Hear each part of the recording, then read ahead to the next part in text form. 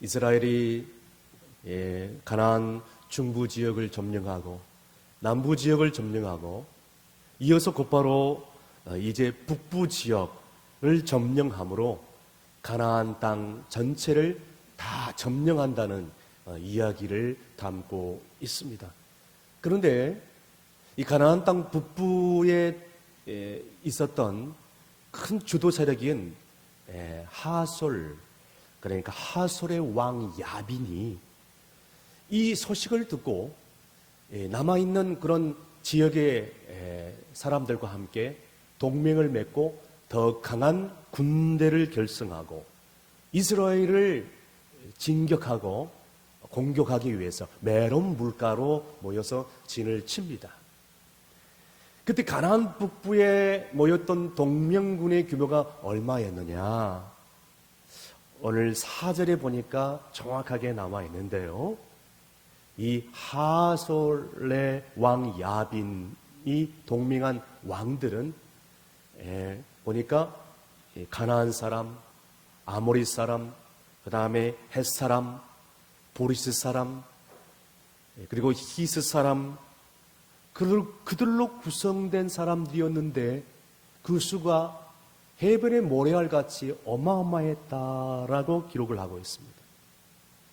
무엇보다도 계속되는 이 가나안 정복 전쟁의 특징이 무엇이냐면 가면 갈수록 적들의 수가 엄청나게 불어났다는 것이에요. 시간이 흐르면 흐를수록 적들의 수는 정말 강해졌고 불어났고 군사력은 정말 더 세졌다는 것을 알 수가 있습니다. 이 가나안을 정복함에 있어서 성 하나를 정복함이 끝날 줄 알았는데 그게 아니었어요. 점점 이 여러 부족들이 동맹을 하고 동맹군을 결성함으로 이스라엘을 대적해 오는데 이제 그 수가 해변의 모래알같이 같았다라고 얘기를 해주고 있습니다. 사랑하는 성도 여러분, 우리의 인생도 이와 마찬가지입니다. 이제는 더 이상 고난이 없을 줄 알았는데, 이제는 더 이상 시련이 없을 줄 알았는데, 더 큰 고난이 기다리고 있을 때, 더 큰 시련이 기다리고 있을 때 우리는 심히 좌절하고 무너집니다. 그것을 한자성어로 설상가상이라고 하죠. 그 뜻은 하나의 문제를 해결하면 될 줄 알았는데 또 다른 더 큰 문제가 닥쳐올 때 그 고난의 악순환 속에서 헤어나지 못하는 그런 상황, 이와 바로 흡사한 상황이 오늘 본문의 상황이었고 오늘날에 우리가 살아가는 현실과도 흡사하다는 것입니다. 여러분, 이 세상에 문제가 없는 사람은 없겠지만, 고난이 없는 사람은 없겠지만, 사람이 고난이 오고 시련이 계속해서 반복되어서 연속해서 닥쳐오면요, 그 사람은 정말로 힘들고 어려운 이런 고난 속에서 쓰러질 수밖에 없고 무너질 수밖에 없는 것입니다. 요즘같이 겹쳐오는 고난의 문제, 시련의 문제, 반복되는 그런 여러 가지 인생의 문제들, 그리고 끊임없이 우리를 공격하는 원수마귀의 그 도전들로 인해서 견디기 힘든 상황이 왔을 때 여러분, 정말로 사람들은 쉽게 쓰러지고 무너지고 맙니다. 이때에 우리가 취해야 할 자세가 무엇이겠습니까? 오늘 본문의 말씀을 통하여 우리는 주님의 세미한 음성을 듣고 다시 일어날 수 있는 여러분이 될 수 있기를 간절히 바랍니다. 그러면 첫 번째로 이런 시련이 겹겹이 우리에게 다가올 때, 이런 고난이 반복되어서 올 때 첫 번째로 우리가 해야 될 일은 하나님의 말씀에 귀를 기울여야 된다는 것입니다. 그래서 오늘 본문 6절 말씀 다 함께 읽습니다. 여호와께서 여호수아에게 이르시되 그들로 말미암아 두려워하지 말라. 내일 이맘때에 내가 그들을 이스라엘 앞에 넘겨주어 몰살시키리니. 아멘. 너는 그들의 말 뒷발에 힘줄을 끊고 그들의 병거를 불사르라 하시니라. 여러분, 우리는 지금은 이 성경을 보면서 과거의 일들을 말하기 때문에 가나안 정복에 나선 이 이스라엘과 여호수아의 심정을 이루 다 몸으로 체험할 수 없고 느낄 수 없기 때문에 좀 피부적으로 와닿지 않을 수가 있습니다. 그런데 오늘 본문에 보니까 이 가나안 정복정의 전쟁에 나셨던 이스라엘 백성들과 여호수아는 한마디로 아주 심히 지쳐있는 그런 상태입니다. 왜냐하면 이 가나안 정복 전쟁이 성 하나를 정복하면 끝날 줄 알았어요. 그런데 이게 웬일입니까? 이 어마어마한 초롱성의 여리고성을 정복하고 그 다음에 아이성을 정복하고 그 다음에 이어서 에발산에서 모여서 대성회 집회를 하기 위해서 머무른 것은 단 3일밖에 없었어요. 그 3일 머문 것 외에는 지금까지 애굽에서 나온 다음에 홍해를 건너고 계속해서 쉬어본 적이 없는 겁니다. 휴식을 가져본 적이 없어요. 연속해서 밀려오는 가나안 동맹들과 계속해서 맞서서 싸울 수밖에 없는 상황입니다.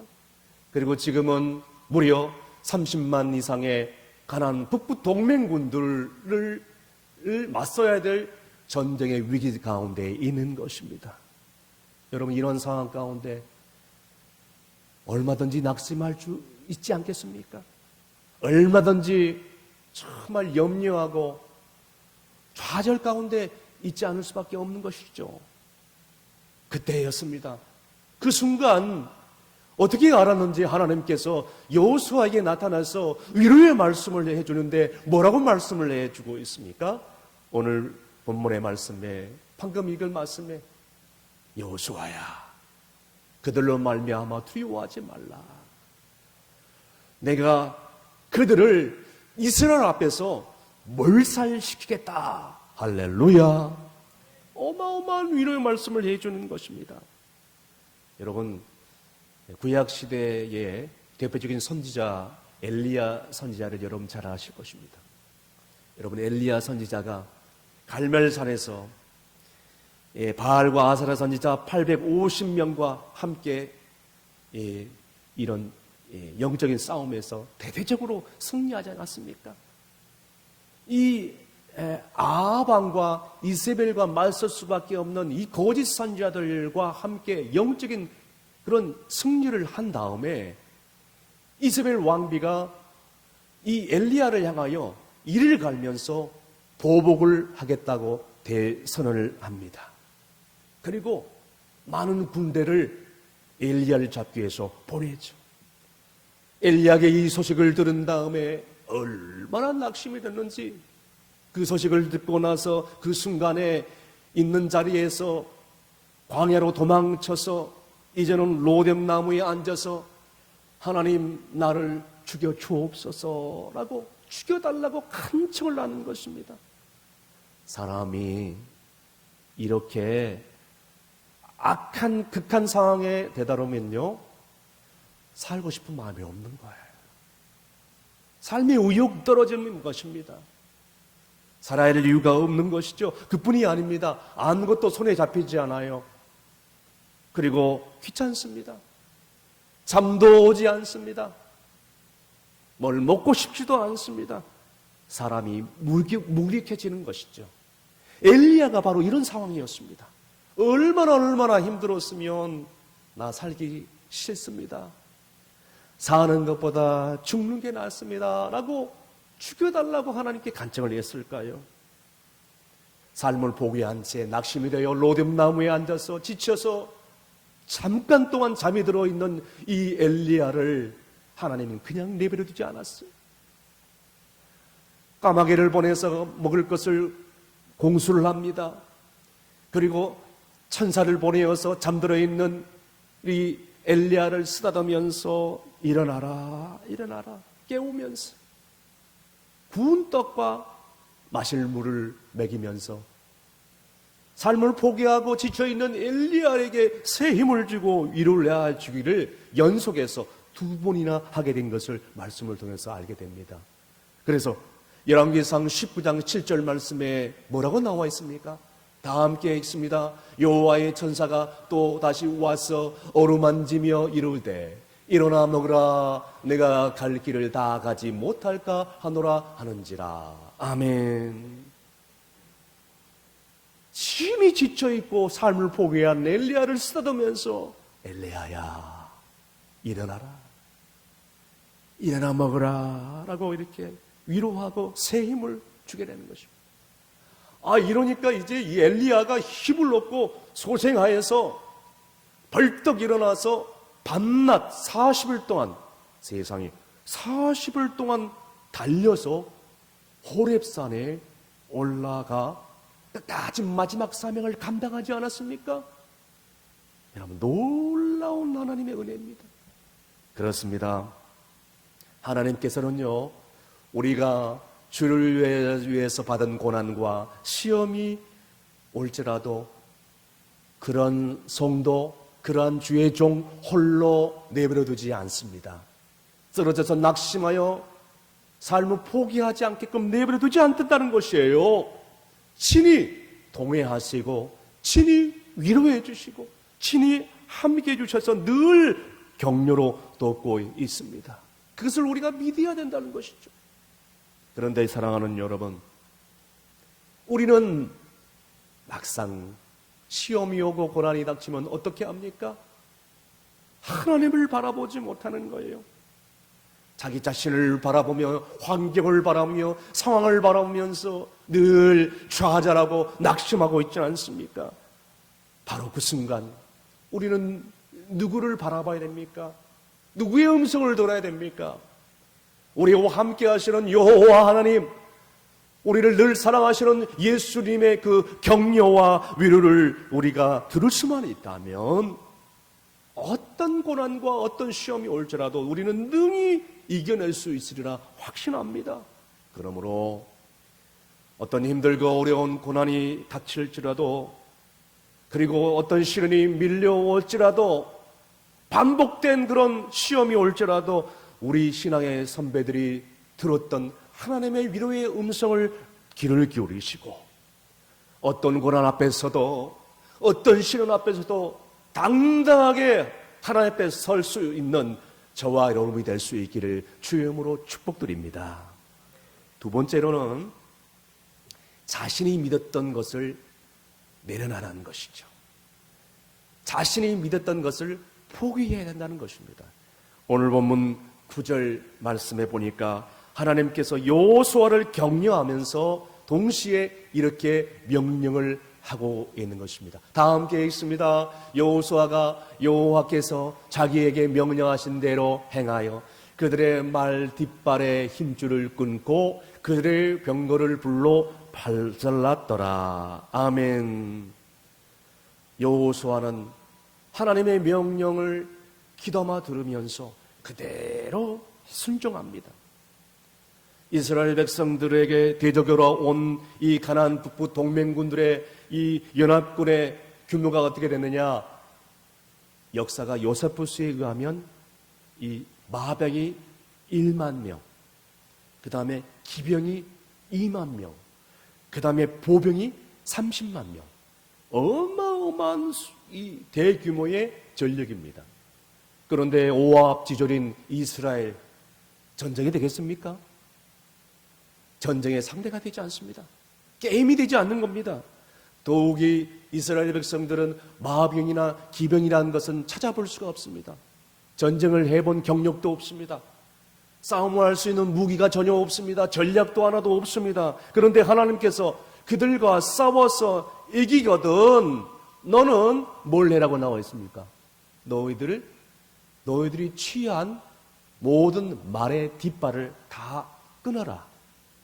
그리고 병거는 다 뭐해라? 불살라버려라 라고 얘기합니다. 여러분 알다시피 말 뒷발의 힘줄은 아킬레스건입니다. 운동선수들이 이 아킬레스건이 끊어지면 운동하다가 몇 개월 운동을 하지 못합니다. 말도 이와 같습니다. 아킬레스건을 끊어버리면 말이 달리지를 못합니다. 걷지도 못하죠. 싸움터에 나갈 수도 없는 것입니다. 또한 싸움에 유리한 병거들을 다 불태워버리라고 했습니다. 여호수아는 이 명령이 떨어진 대로 그대로 순종을 합니다. 결국 여호수아는 이 이스라엘 백성들과 함께 메론 물가에 다 진쳤어요. 진쳐 있어서 갑자기 몰려오는 이 북부 동맹군들을 급습하게 됩니다. 여기에 하나님께서 도우심으로 말미암아 대대적인 승리를 거두게 된 줄로 믿습니다. 여러분 생각해 보십시오.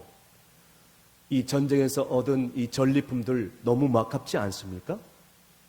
전쟁에서 이기거든 그 무기들을 다 빼앗아서 다른 전쟁이 올 때에 사용하면 얼마나 좋아요. 그잖아요?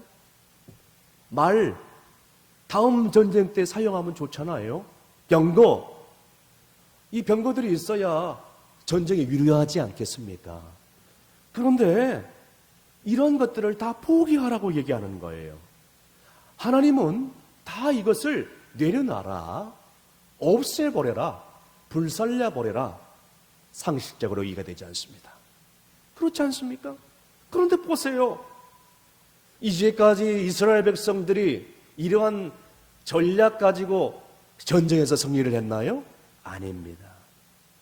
마병과 기병이 없다고 이스라엘이 전쟁에서 패배했나요? 아닙니다. 하나님께서 함께 하심으로 말미암아 전쟁에서 승리하지 않았습니까? 이제껏 이스라엘 백성들은 하나님의 능력으로 이긴 것입니다. 그러니 이제 와서 너희들이 그 말하고 병거를 가지고 전쟁을 할 이유가 뭐가 있겠느냐? 그거 가지고 창고에 쌓아둘 이유가 뭐가 있겠느냐? 이거예요. 다시 말씀드려서 하나님이 함께 하시면, 내가 너희들과 함께 하면 어떤 전쟁이든지 승리할 수 있다, 이 말씀입니다. 그래서 하나님께서 이스라엘 백성들을 향하여, 여호수아를 향하여 너희가 전쟁에서 승리하거든 말의 뒷발의 힘줄을 다 끊어버리고 병거를 다 불살라버리라고 한 것입니다. 사랑하는 성도 여러분, 그렇습니다.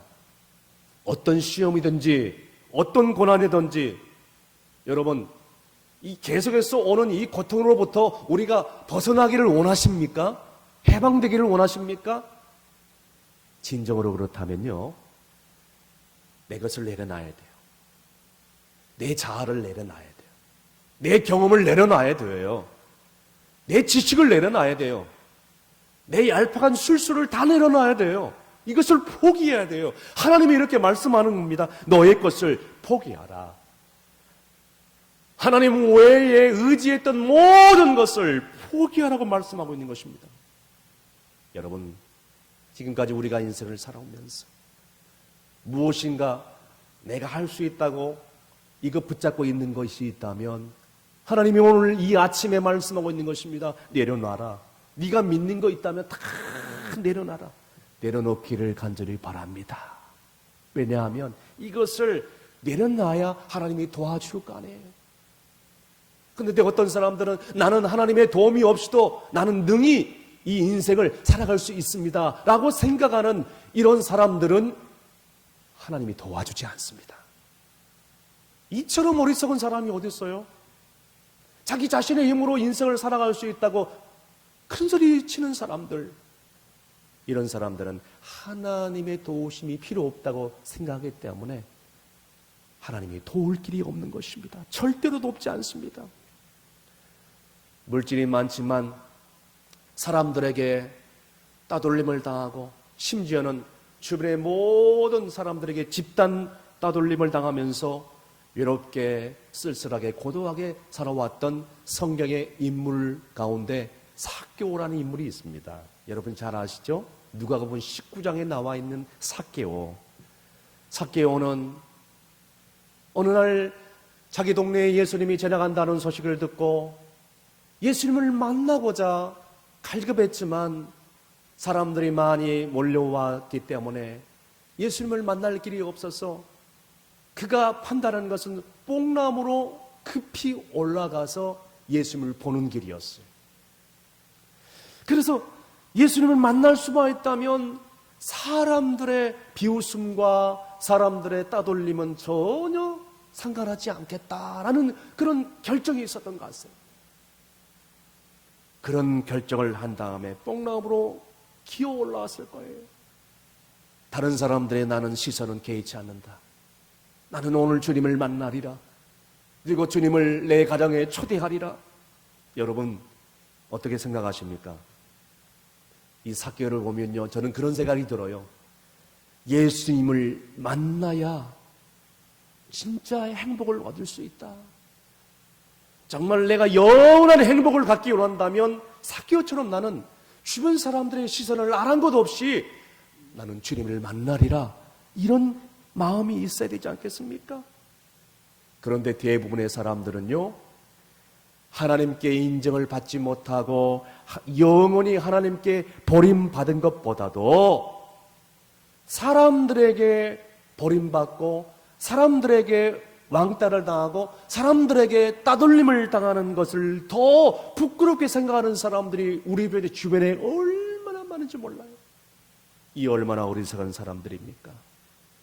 사랑하는 성도 여러분, 이제라도 오늘 내가 믿었던 그 모든 것을 내려놓고 포기하고 하나님만 믿고 하나님만 의지하며 다가오는 이 영적인 시험과 고난과 전쟁 가운데서 승리할 수 있는 여러분이 될 수 있기를 간절히 바랍니다. 끝으로 하나님의 방법으로 승부하라라고 말씀하고 있습니다. 오늘 본문 15절 말씀 다 함께 읽습니다. 여호와께서 그 종 모세에게 명령하신 것을 모세는 여호수아에게 명령하였고 여호수아는 그대로 행하여 여호와께서 모세에게 명하신 것을 하나도 행하지 아니한 것이 없었더라. 아멘. 서두에도 말씀드린 것처럼 말과 병거로 무장한 이 북부 동맹군들과 맞서기에는 이스라엘 병력들이 너무 보잘것이 없었습니다. 그런데 제가 말씀을 드린 대로 이스라엘은 전쟁에서 결코 지지 않았습니다. 하나님께서 함께 하시니까, 여호와께서 함께 하시니 승리할 수밖에 없는 것입니다. 이스라엘의 이 전쟁에 승리할 수 있는 비밀이 무엇입니까? 여러분, 이스라엘이 현대식 무기를 가지고 있었습니까? 아니면 아주 중요한 전략적인 그런 전쟁의 전략을 가지고 있었습니까? 아니면 잘 훈련된 군사들이 많이 있습니까? 이런 세 가지 조건이 하나도 갖춰주지 않은 이스라엘 백성들이었어요. 오직 하나님의 방법만 의지하며 순종했던 것입니다. 그러니까 이스라엘 백성들을 하나님께서 승리하게 만들어준 거 아니겠습니까? 사랑하는 성도 여러분, 지금 우리나라는 전 세계 사람들과 비롯해서 코로나19 사태로 정말 어려운 시간들을 보내고 있습니다. 특별히 한국교회가 다들 위기라고 얘기를 합니다. 이런 위기의 시대를 살아가는 지금 한국교회의 이 상황 가운데서 여러분, 우리가 잠시 생각해야 될 것이 있습니다. 부흥의 방법이 없어서 이렇게 한국교회가 위기가 다가왔습니까? 여러분, 하나님의 방법, 하나님의 뜻을 따라 순종하지 못하기 때문에 이런 민족적인, 나라적인 위기, 교회적인 위기가 온 줄로 우리가 알아야 될 것입니다. 여러분, 시대가 모세와 여호수아로 시대로 넘어가서 이제는 하나님의 말씀, 그 말씀을 바꿀 수가 없고 그대로 행한 것처럼, 그래서 승리하는 것처럼 오늘날에도 마찬가지입니다. 오늘 이 우리가 읽은 성경은 구약시대의 말씀이지만 이 말씀은 살아있고 운동력이 있는 말씀이기 때문에 이 말씀대로 그대로 순종하면 우리는 영적인 부흥을 맛볼 수 있는 것이죠. 오늘날에 여러 가지 방법들이 나옵니다. 여러 가지 부흥의 방법들, 세미나들이 많이 있습니다. 컨퍼런스도 많이 있습니다. 그렇지만 한국교회가 다시 일어날 수 있는 유일한 방법이 무엇이겠습니까? 여러분, 그것은요, 예배의 생명을 거는 것, 기도의 생명을 거는 것, 말씀에 순종하는 것, 전도를 교회의 목표로 삼은 것. 자, 이런 기초적인 원리를 붙잡을 때 한국교회는 다시 한번 영적인 붕의 불길이 활활 타오르지 않겠습니까? 아주 오래전에 신문에 난 기사를 읽었습니다. 저는 이 기사를 너무나도 은혜스럽게 읽어서 함께 나누고자 합니다. 충청도의 금산군에 사는 95세의 동갑내기 할머니, 할아버지가 계셨습니다. 이 결혼 생활을 80년 이상 넘게 하면서 이 할머니, 할아버지가 한 번도 심한 중병에 걸린 적이 한 번도 없다고 합니다. 어느 날 기자가 그 가정에 찾아오셔가지고 이 할아버지 할머니에게 인터뷰를 합니다. 할아버지 할머니, 그렇게 고령의 나이에 부부가 금실 좋게 사이좋게 이렇게 건강하게 병치료 없이 살아오셨는데 그 비결이 무엇입니까? 라고 이 신문 기자가 물은 것입니다.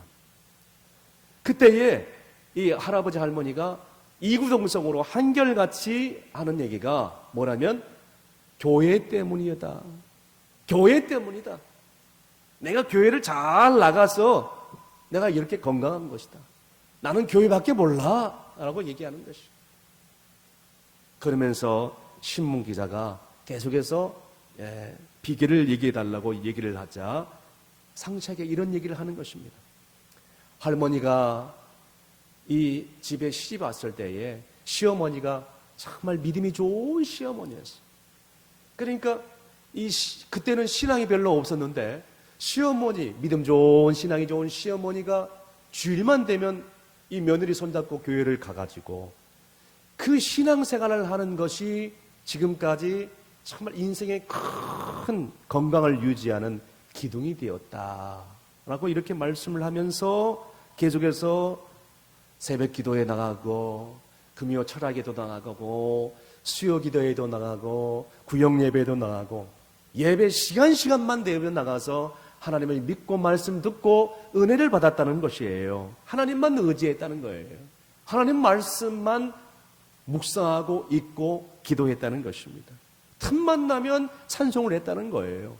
밭에 나가서 일을 해도 찬송을 부르고 그리고 쉬는 시간에 기도하고 그리고 이런 주일을 성수하면서 교회에 나와서 하나님을 사랑하는 마음으로 물질도 하나님께 드렸다.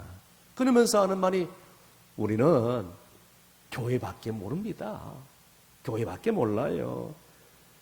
교회를 통해서 하나님의 축복이 넘쳐나지 않겠습니까? 이렇게 하나님 잘 믿으니까 하나님께서 이렇게 축복을 해주셨습니다. 이렇게 얘기하는 것입니다. 그 신문 기자가 그 노 할아버지 할머니의 말씀에 큰 감동을 받고 이 신문에 기사를 낸 것입니다. 하나님께서 축복을 주니까 이 할머니 할아버지만 복을 받은 것이 아니라 자녀들이 복을 받는데 손자 손녀들이 다 하나님 앞에 귀한 일꾼이 되고 하나님 앞에 충성스러운 하나님의 사람이 되고 교회의 기둥 같은 일꾼이 되어 교회를 통해서 하나님의 축복을 받고 영광을 돌리게 되었다라고 간증하는 것입니다. 할렐루야. 여러분, 이 할아버지 할머니들만 이런 장수의 비결이 있습니까? 우리도 마찬가지예요. 교회를 사랑하는 사람 하나님께서 장수하게 만들고 건강하게 하나님께서 은혜를 주신 줄로 믿으시길 바랍니다. 하나님을 사랑하는 것은 교회를 사랑하는 것이에요. 교회를 사랑하는 것은 하나님을 사랑하는 것 아니겠습니까? 이웃을 사랑하는 것이에요. 그래서 구제하고 섬기며 그 사랑을 몸소 실천하는 것 아니겠어요? 마찬가지입니다. 이렇게 세상적인 방법이 아니라 하나님의 방법대로 말씀 그대로 순종하면서 사랑의 신앙 그리고 사랑의 고백을 하면서 인생을 살아가면 하나님께서는 반드시 우리의 삶 가운데 풍족하게 넘치도록 역사하시고 축복해 주신 줄로 믿으시길 바랍니다. 말씀의 결론을 내립니다. 우리의 인생 가운데 쉴 새 없이 몰려오는 이 고난의 시련들, 이 줄을 끊어버리고 이제는 하나님의 축복의 줄을 어떻게 하면 붙잡을 수 있겠습니까? 반복되는 이 위기, 어떻게 하면 이것을 끊어버리고 하나님의 축복의 줄을 붙잡을 수 있겠습니까? 오늘 하나님이 주시는 그 격려와 위로의 말씀에 우리가 귀를 기울여야 될 줄로 믿습니다.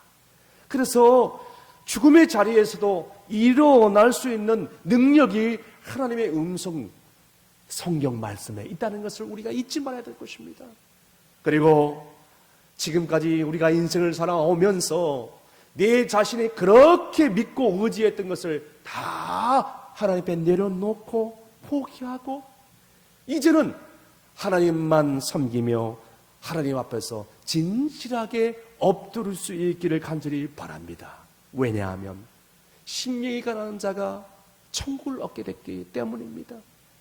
그래서 우리는 지금까지 우리의 모든 그런 경험과 가치관을 줄을 다 끊어버리고 이제는 세상적인 방법대로 살아왔던 것을 다 내려놓고 이제라도 하나님의 방법대로 하나님의 말씀대로 이제는 이 험한 세상 가운데서 승부할 수 있기를 간절히 바랍니다.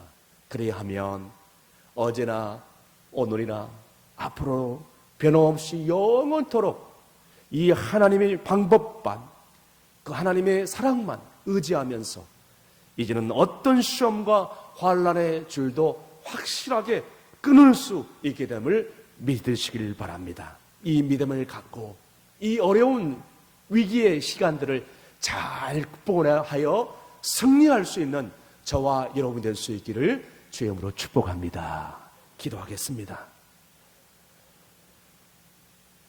이 나라와 민족의 길흉 화복을 결정하시는 하나님 아버지 감사합니다. 오늘 온 세계가 고통 가운데 질병 가운데 신음하고 있을 때에 아버지 하나님 지난날 우리를 지우시고 우리를 인도하시고 우리를 사랑하신 그 하나님을 찾지 못하고 하나님의 말씀 앞에 온전히 순종하지 못했던 죄를 이 시간에 고백합니다. 무지하여 어리석어서 우상을 숭배하고 하나님을 찾지 못했던 저희들, 입술로는 주님을 찾는다 하지만 마음이 멀었던 우리, 오늘 주 앞에 엎드려 주와의 은혜를 갈망합니다. 하나님의 의와 공의를 행치 못했던 것도 주님 앞에 고백하오니 용서하여 주시옵소서. 육신의 정욕과 안목의 정욕과 이생의 자랑만 생각하며 살아왔던 우리의 인생을 고백합니다. 주님 용서하여 주옵소서. 이제라도 하나님의 말씀에 귀를 기울이게 하여 주시옵시며 지금까지 내가 믿고 의지했던 모든 줄을 다 끊어버리게 하시고 내려놓게 하시고 하나님의 방법대로 이 험한 세상 가운데서 승리할 수 있도록 은혜를 베풀어 주옵소서. 간절히 바라보기는 하루속히 코로나 사태가 종식되고 지나가게 하시고 이 고통의 시간들을 보내게 있는 수많은 환우들과 백성들을 불쌍히 여겨 주옵소서. 지금 이 시간에도 전방에서 전염병과 싸우고 있는 무명의 종들과 의료 종사자들, 자원봉사자들을 주님께 올려드리오니 눈동자같이 지켜주시고 능력의 능력을 더하여 주시옵소서. 예수님의 이름으로 기도하옵나이다. 아멘.